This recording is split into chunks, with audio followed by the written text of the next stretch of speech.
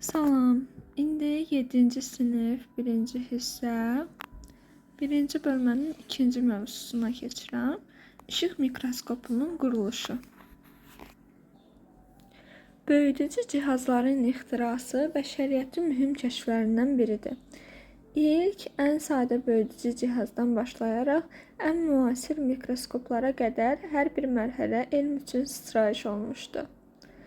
Böyüdücü cihazlar. Biologiyada elmi tədqiqatlar üçün böyüdücü cihazlardan, lupa və mikroskoplardan istifadə olunur. Lupa sadə quruluşlu böyüdücüdür. Əl lupası dəstəyi olan çərçivədən və hər iki tərəfi qabarıq böyüdücü şüşədən ibarətdir. O, əşyanı 2-25 dəfəyə qədər böyüdə bilir. Böyüdücü cihazlardan istifadə. 2 ədəd əl lupası, yarpaq. Bir əl lupasını götürürük, yarpağa yaxınlaşdırın. Nə müşahidə edirsiniz? İkinci lupanı digərinin üzərindən üst-üstə yarpağa yaxınlaşdırın. Aydın bir şəkildə görünənə qədər aralarındakı məsafəni dəyişdirin. Təsvir necə dəyişir? Orqanizmlərin quruluşunu daha dəqiq öyrənmək üçün adətən mikroskopdan, Yunanca mikros kiçik, skopeo baxıram deməkdir, istifadə edilir. İşıq mikroskopu əşyanın təsvirini 100 və ya 1000 dəfələrlə böyüdə bilir.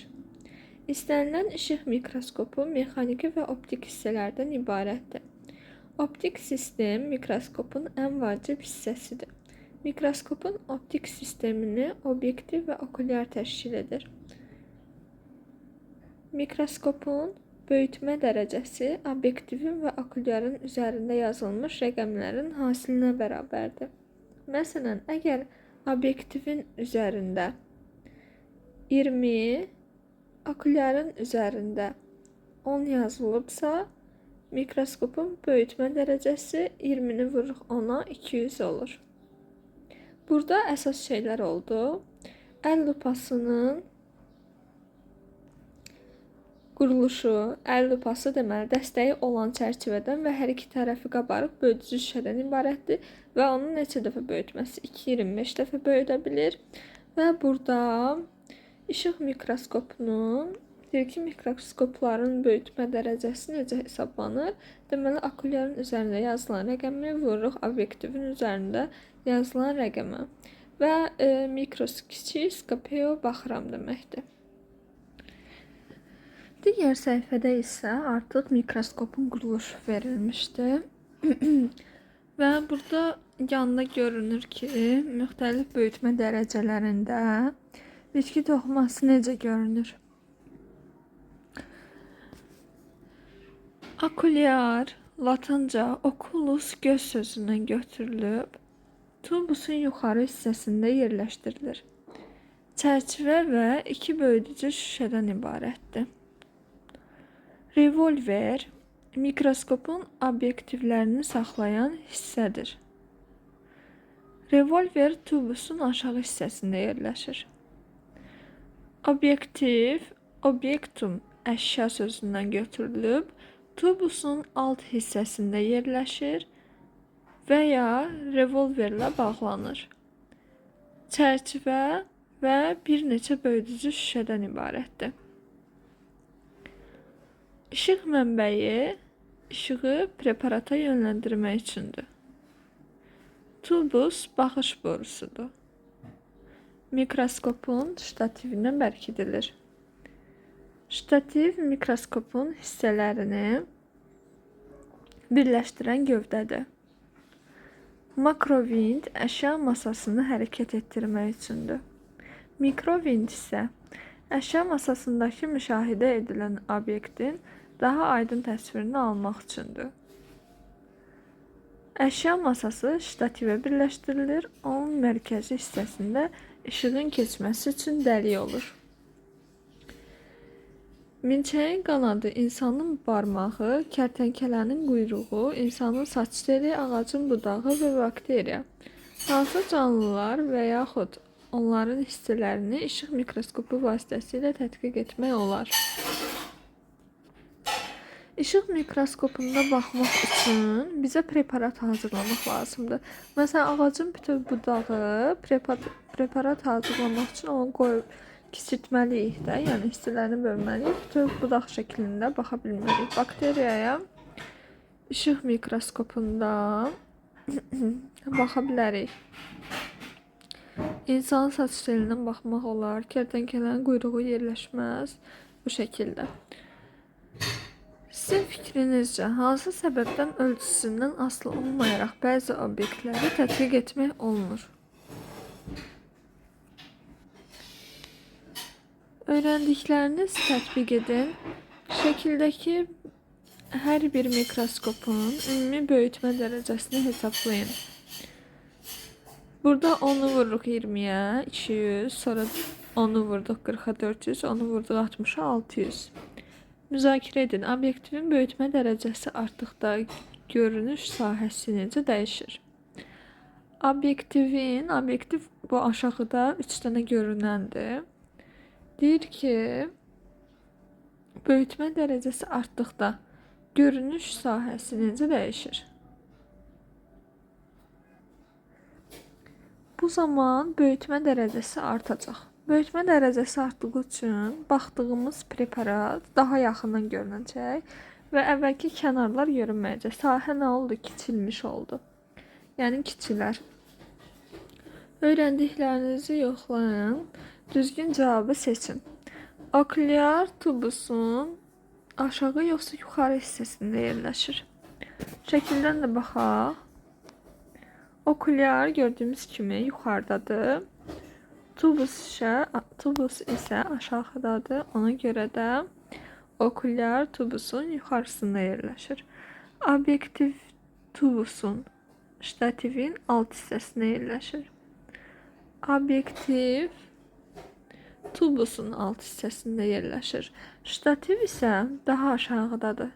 Göründüyü kimi əslində ştativlə obyektiv eyni görünür, eyni hissədə görünür. Yəni hansı yuxarıda ya da aşağıda deyil. Amma tubus isə yuxarıdadır. Obyektivin açıqlamasında da yazılıb ki, tubusun alt hissəsində yerləşir. Əşya masasının revolverin əsas vəzifəsi obyektivi hərəkət etdirib lazım olan yerə gətirməkdir. Obyektivi hərəkət etdirib lazım olan yerə gətirmək əşya masasının işidir. Əşya masası deyirəm, revolver demək istədim. Revolverin işidir. Revolver burada da yazılmışdı ki, mikroskopun obyektivlərini saxlayır açıqlamasında və həmçinin o da obyektivi hərəkət etdirə bilər. İkinci sualda sizcə nə üçün obyektiv və okulyar optik hissəyə aiddir? Çünki obyektiv və okulyarın üzərində bölgücü şüşələr var və gözdən baxanda işıq gözümüzə oralardan keçərək gəlir. Yəni bu iki hissədən keçib gəldiyi üçün və optik hissə dedikdə optik hissə bölgücü şüşələr nəzərdə tutulur. Bu mövzu da bitdi. Digər mövzu işıq mikroskopundan istifadədir və bu mövzunun əslində davamı kimidir. Ona görə də onu da bu videoda deyəcəm. Və mən bu bölmənin sonunda deyəcəm ki, hansı özüm üçün qeydlər götürdüm, onları bir-bir göstərəcəm. İşıq mikroskopundan istifadə.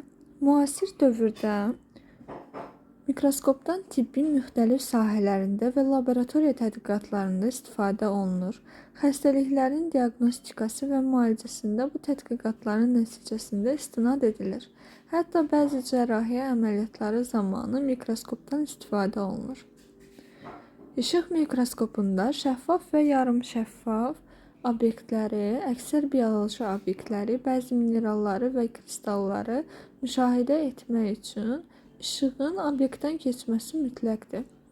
Tədqiqat zamanı müşahidə məqsədi ilə hazırlanmış və standart ölçüdə olan əşya şüşəsinin üzərinə yerləşdirilmiş canlı orqanizmin hissəsindən, yəni preparatlardan istifadə edilir.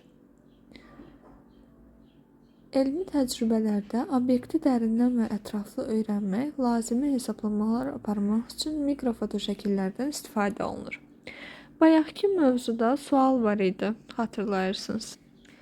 Burada düşün müzakirə et hissəsində yazılmışdı ki, sizin fikrinizcə hansı səbəbdən ölçüsünə asılı olmayaraq bəzi obyektləri tədqiq etmək olmur. Burada yəqin ki, bu sual işıq mikroskopuna aiddir. Bunun səbəbi isə işığı keçirməməyi ola bilər. Sonra burada işıq mikroskopu ilə işlənmə qaydası verilib. İşıq mikroskopunda işıqdan mütləq istifadə edilir. Nə üçün yazılıb? Bu da işığın keçib oradan gözümüzə gəlir və biz oradakı əslində işığın keçməyinə görə müəyyən edirik ki, bu obyekt necədir? Baxdığımız preparatı ona görə analiz edirik. İşin gedişində mikroskopu stolun kənarına 5-8 sm aralı qoyuruq. Yerə düşməməsi üçündür bu. Mikroskopun işığını yandırırıq. Hazır preparatı əşya masasının üzərinə qoyuruq. Preparatı sıxacların köməyi ilə kürsüyə bərkidirik. Makrovind vasitəsilə həmçinin preparatı sıxacların köməyi ilə kürsüyə bərkitdikdə iki şüşə arasında məsafə də qalmır. İndi baxır, əslində kiçik şüşə götürmüşük, böyük şüşə götürmüşük. Çox vaxt kiçik şüşə götürülür. Bunda o heç bir şey yaramır. Makrovind vasitəsilə əşya masasında hərəkət etdiririk. Aydın təsvir görünənə qədər mikrovindi hərəkət etdiririk. Gördüklərimizi sxematik şəkildə dəftərimizə çəkirik. Mikrofoto şəkil işıq mikroskopundan istifadə edərək çəkilmiş, yüksək nisbətdə böyüdülmüş foto şəkildir. Bunu elə mikroskopun böyüdücüsünə baxaraq o okulyar hissəsindən kamera ilə də çəkə bilərik. Yəni çox vaxt belə çəkilir. Biologiya və fizikada mikroskopik obyektlər üçün əsasən istifadə olunan ölçü vahidi mikrometrdir.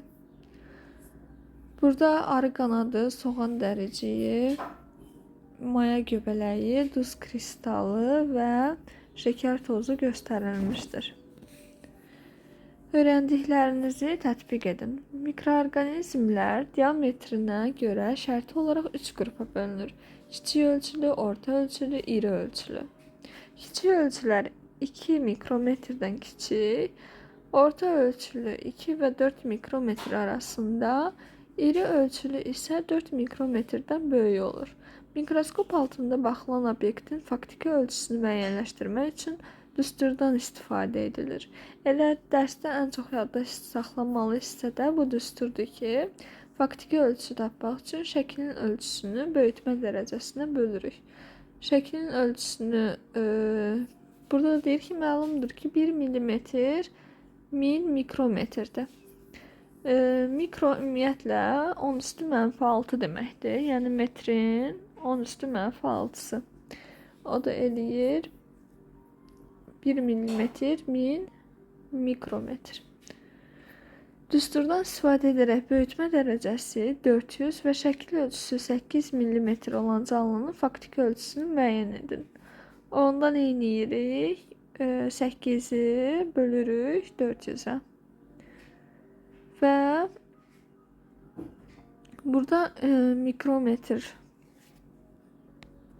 hesablamalıyıq. Yəqin ki, yəni 8-i millimetrə çevirdikcə mikrometrə olur. Çünki dedik ki, yuxarıda var idi. Biologiya və fizikada mikroskopik obyektlər üçün adətən istifadə olunur mikrometrdən. Ona görə də 8-i çevirsə mikrometrə olacaq 8000. 8000-i də 400-ə böləndə 84-ə bölürük 20.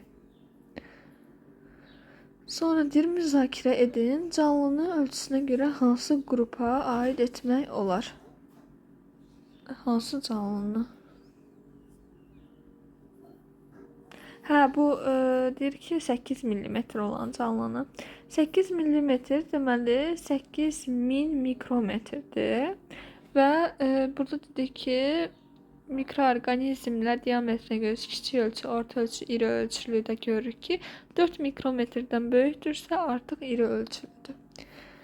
Sonra öyrəndiklərinizi yoxlayın. Əgər hüceyrənin faktiki ölçüsü 30 mikrometr, böyüdülmüş ölçüsü isə 1,5 santimetr olarsa, mikroskopun böyütmə dərəcəsi nəyə bərabər olar?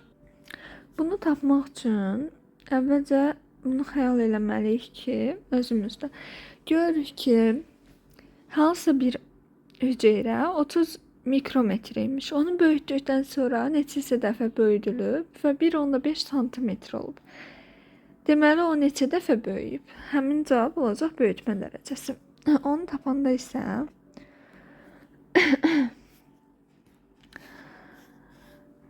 30 mikrometre ilə mikrometre olaraq da qalsın. 1,5 santimetri çevirək mikrometrə əvvəlcə. 1,5 santimetr bərabərdir. Santimetr metrin %1 hissəsidir. Yəni orada da 2 sıfır var da 100-də. Milyonda neçə sıfır var idi? Çünki mikro 10 üstü -6 idi. Deməli, burada qalır 4 dənə. 4 dənə daha geriyə getməliyik. Yəni 1,5 vur 10 üstü -4 və yaxud da bunu -6 olaraq yazsaq, yaza bilərik ki, 0,15 vur 10 üstü bir dənə gəldim bura. Oldu 0,15. Bir dənə də gəlim. Olsun 10 üstü -6. Yəni bura gəlsək 0,015 vur 10 üstü -6. Yəni bu vergülü 2 dəfə bura gətirdim ki, olsun 10 üstü -6 ilə. İndi artıq bu da mikrometrlə aldıq. 0,15 mikrometr və sualda da 30 mikrometr verilmişdi. Sadəcə bu niyə daha kiçik rəqəm alındı? Əlbəttə ki, santimetri mən üzrlü sayın geriyə gətirim bir dəqiqə. Axı santimetr dedik ki, 1,5 vur 10 üstü -2-dir. Və onu mikrometr ondan kiçikdir. Ona görə də yenidən mənfiyə doğru getmir, yenidən kiçilmir. Əksinə mikrometrə çevirəndə böyüyəcək. Yəni 10 üstü 4-ə vurmalıyıq. O da eləyir neçə? 10 üstü 2 getdi, ikisi qaldı. Bir dənə belə gələcək, bir dənə isə belə, bir sıfır əlavə olunur. 150. 150-ni böldükdə isə 30-a cavab olur 5. Deməli, mikroskopun böyütmə dərəcəsi 5 imiş. İkinci sualda yazılıb ki, şəkli nəzərdən keçirin. Sizcə sual işarəsi ilə qeyd olunan sahədə hansı strukturları yerləşdirmək olar? Burada görürük ki, 1 metr, sonra 10 santimetr, 1 santimetr getdikcə kiçilir. Bizə lazımdır, yəni virusdan kiçik, hidrogen atomundan böyük. Onu da elə bilirik ki, Mendeleyevin cədvəlindən hidrogen atomundan böyük, məsələn yaza bilərdik oksigeni, karbonu və s. Bildiyimiz molekulları yaza bilərik, hər hansı bir molekulu. Və bu mövzu da burada bitdi. Sağ olun.